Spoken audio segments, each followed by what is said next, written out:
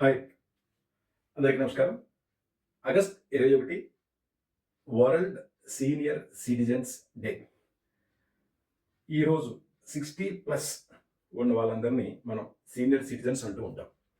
Senior citizen ఎందుకు అంటామంటే గనక ఒక 60 ఏళ్ళు దాటిన తర్వాత వృద్ధాప్య దశ అని మనం అనుకుంటాం.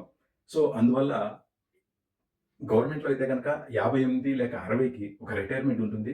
దాని తర్వాత వాళ్ళు రిటైర్మెంట్ అయిన తర్వాత రిటైర్మెంట్ లైఫ్‌ని ఎంజాయ్ చేస్తారు. That is second innings. Senior citizens life అది. అలాగే ప్రైవేట్ ఎంప్లాయీస్ వాళ్ళు కూడా 60కి రిటైర్ అవుతారు.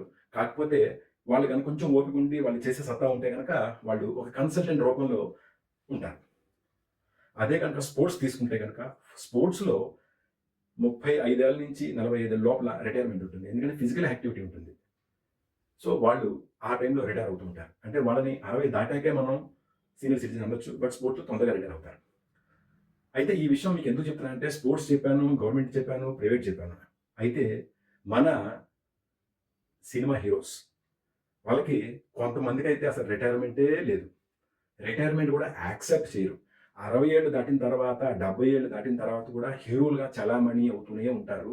వాళ్ళు చేసే హీరోయిన్ ఏజ్ ఉంటుంది తెలుసా అండి? అది వాళ్ళ మనవరాల ఏజ్ ఉంటుంది. ఇది ఎంతవరకు కరెక్ట్? ఇప్పుడు ప్రతి దాంట్లో రిటైర్మెంట్ ఎందుకు అంటే గనక నెక్స్ట్ జనరేషన్‌కి మనం ఒక అవకాశం ఇవ్వాలి.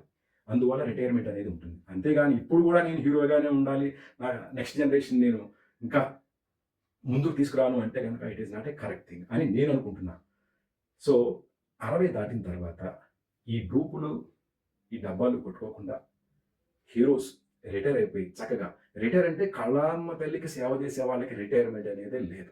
నేను చెప్పేది ఏంటంటే హీరోగా రిటైర్ అయిపోయి మంచి పాత్రలు, ఎలివేట్ ఉన్న పాత్రలు అంటే ఒక తండ్రి పాత్ర అవ్వచ్చు, ఒక విలన్ పాత్ర అవ్వచ్చు. అలాంటి పాత్రలు కనుక మనం న్యాయం చేస్తే చాలా మంచిది. జస్ట్ అండి ఒక మీరు 2 ఉదాహరణలు చెప్తాను. 'జగపతి బాబు' గారు. ఆయన చూడండి చక్కగా కాలంతో పాటుగా ఆయన పైన నడుస్తుంది.